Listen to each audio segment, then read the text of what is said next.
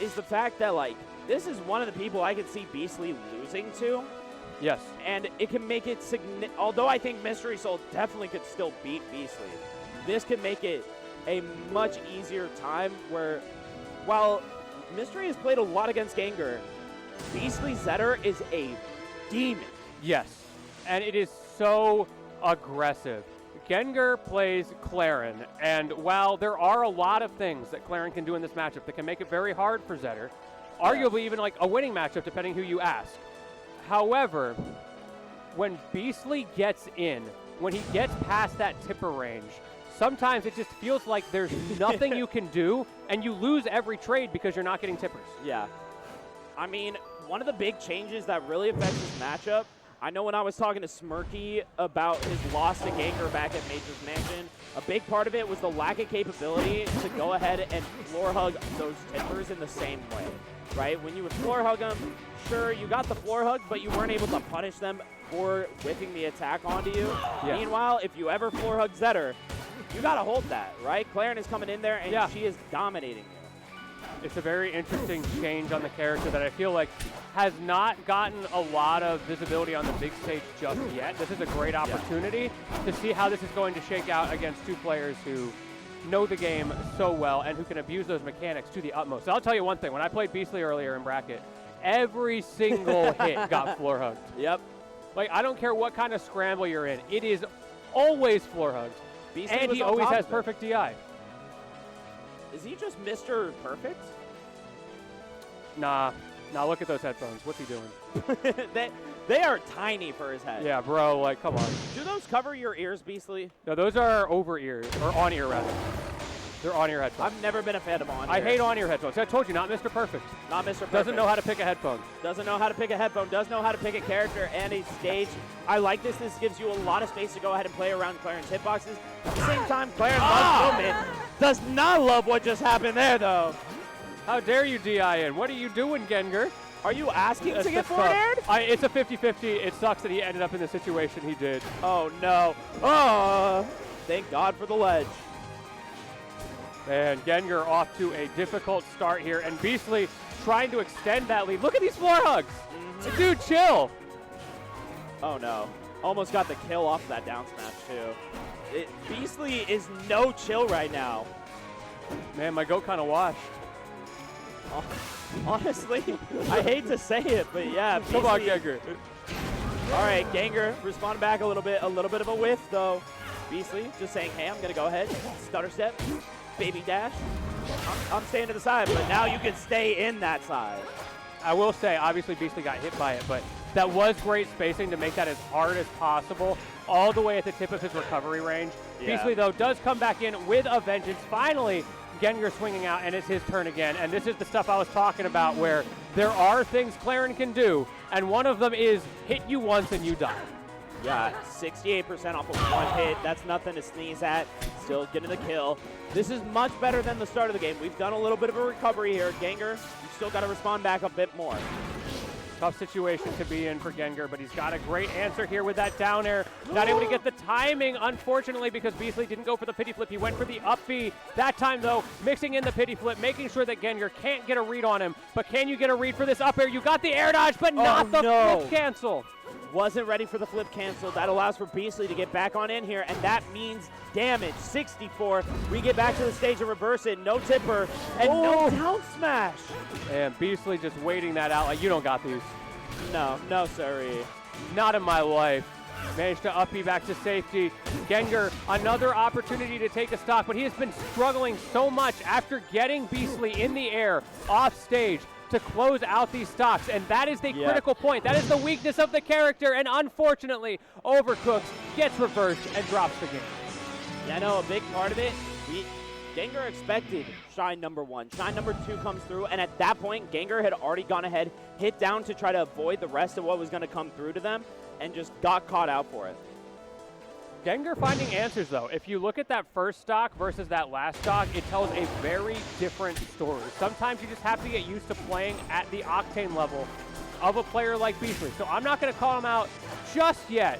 There is an opportunity here to turn this around if he can tighten up those edge runs. Just got to get it a little bit tighter, and you'll be all set right now. we are seeing Beastly all set again. We got that lower blast zone on the Godai Delta. That could be a little bit of a fear factor against Beastly, but so far unnecessary. 65% almost unanswered. And it does go both ways because Clairen has that up air, she has that up strong. So there are Don't ways remind to kill. me. Don't remind me, Lentini.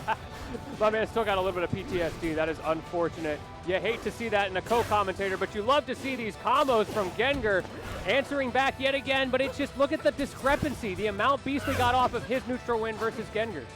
Yeah, look, Beastly came in here 120-57 in comparison, and now you are gone.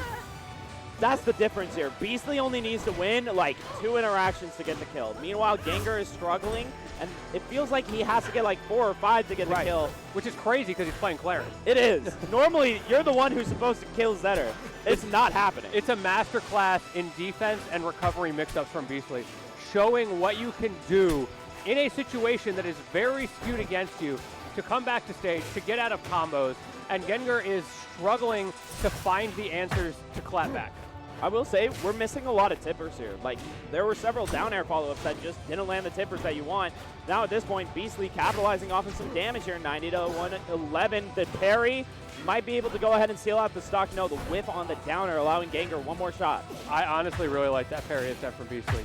Every Clairen goes for down air there. But you can see Gengur twice now faking out with those empty hops, trying to get Beastly to commit. Wasn't able to get the punish the first time, but the ideas are there. I love the back air. Go ahead and swat him away, confirm the ledge. Now off stage, though, this is a bad position. Wow, the call out right there, knowing that Beastly's been really aggressive with their off stage pressure. I got the back air once more. You don't get to shine me here. Well, there's the stock, but you're going to need a lot more. At 150, look, this can be an awkward percent where it's difficult to find that big hit. Of course, there are options. We see that F-tilt coming out. And finally, the grab, able to barely close it out, and we are lapped an entire stock. This is looking rough for Gengur. I mentioned, like, this is the one person that out of the whole bracket, I don't think beating that Mystery Soul wants to play. It looks like you might need to prepare unless Gengur could pull a little bit of a magic trick out of the hat. Oh, that's a risky air dodge, and yeah, Beastly knew it. Able to punish the landing so well, punishes the recovery on top of it, and it takes a little bit of a misspacing for Gengur to finally get back. Answering again, but please, you gotta finish the food right here. And you know what? He just doesn't. Can't do it, looking for it, and the little bit of a hitbox from the upbeat confirming. Beastly, though, still caught up with the combo. We saw the attempt, hoping for the DIN from Beastly. Doesn't give it to him. Gengur even showing a little bit of a frustration there. You can't be dropping those. This is scary. Gengur super low. He manages to get back to the wall, which usually means you can get back to stage. Beastly is trying to get there preemptively to cover that, and it goes both ways, and that's something that Gengur has not been able to do in kind. This is so tough, but it is still winnable, especially as Clairen. The Shine, though, going to go ahead and pop him down. Beastly looking for the coverage there. Couldn't find it. The forward throw. Yeah, that's going to do it. I wasn't sure because the purple didn't mark. It was a hard GI to get right because you're so high, so you don't want to hold the diagonal up in that you normally would. Truly. Which means sometimes you get it a little bit wrong, even with the bit of leeway that it gives you. But now we do get another counter pick from Gengur, and he runs it back to the same stage.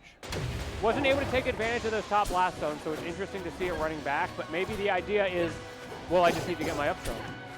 Just got to get the up strong, just got to get the up airs. I mean, there were a lot of tippers missed in advantage, so maybe we just clean it up a little bit and we got it here. But that was also the same story game 1, and it's not coming through game 2 or game 3 so far. Okay, Beastly. All right, chill. Oh, why did you don't deserve to be rewarded for that, Beastly? Gengur? Beastly, you must feel so smug in your head right now, and I am not thrilled about it. Look, I think he's got a little bit of a smirk there. He's even nodding a bit. Bro picked the worst option and won for it. I'm so mad. You go tell him. You go tell him. Yeah, I'll go tell him right now. I'll be right back. Yeah. Hey, throw that stock right now. All right. So far, though, dude, Gengur is really just struggling to find much. Like, we got the down tilt, but then Beastly gets one forward air and gets the kill. Gengur, frustrated, scratching his head. Truly in pain right now. Yeah. I don't blame him. He's being burned alive. This is brutal. Beastly putting on a clinic once again. By your uncle, too. That's true. That's crazy. This is how many greats are in that uncle? No, it's just straight up uncle. Oh, right? is it? Yeah, I thought Clairen was Forsburn's daughter. Interesting. Yeah. I don't know the lore well It might be enough. granddaughter. I just knew It's that daughter they're, or like, granddaughter. It's down I can't the remember line. which. It is definitely down the line. It is not down the line that much. All right, Gengur trying for it, but Beastly isn't letting up on the pressure and immediately whiffing. That should have been a big opening, but Gengur only gets a small two-piece. Chat's got a point. Beastly is definitely Gengur's uncle. I can see it. Yes. Beastly's got big uncle energy. Big Unk energy in the building from Beastly right now. And right now, I think Unk might be letting the nephew win a little bit. As Gengur is coming back into this. We'll see. Doesn't get the up air tipper spot there. It's a little bit different than it used to be. You got to be more aware. Wasn't able to find it, and now Beastly is back in his ledge guarding game. If Beastly is Unk, this is like when the Tekken old heads come back and just stomp the younger pros. He's been training in the mountains the entire time. He's in his Absa arc. Almost got this stock. Come on, Gengur. Bring it to last stock. I want to see a little bit of the something here, but I respect that deep cut there. That was a good attempt from Gengur. Finally, we see the no fun zone going out, and man, is that a skinny hitbox. Even Gengur was surprised that didn't hit. it came mad close to whiffing. Gets the F tilt, still living at 159. The whiff on the back air, but It's okay. finally getting that stock. He created a bit of a checkmate situation there where in order to avoid the back air, he had to go so low that he can't come back. As Gengur, unfortunately, does drop to lose the side. Good stuff to Beastly, taking it in a pretty comfortable 3-0. My man, I don't think has dropped or even come close to dropping a game all day. It's been a rough one for anybody in Beastly's bracket path. Even Gengur, even one of the top seeds, 3-0 against Recupid, 3-0 against Lentini, 3-0 against don't worry Data about Juice. that one. And the Lentini one, from my knowledge, only took one stock. That is true. Recupid only took one stock per game. I though. felt so bad until I saw him play Recupid. I'm like, okay, I I'm not feel that better wise. now. At least I got a stock. You know, But I, got a I stock actually too. took one stock in that set. It felt so bad. He's just built different. I think that just speaks to the technical skill needed to play this game, that it makes it so that when you are gapped in skill levels, it shows. I'm like, I got 13th. I did okay. Yeah, you did. Like, You did great, but you only got the one stock, right? Beastly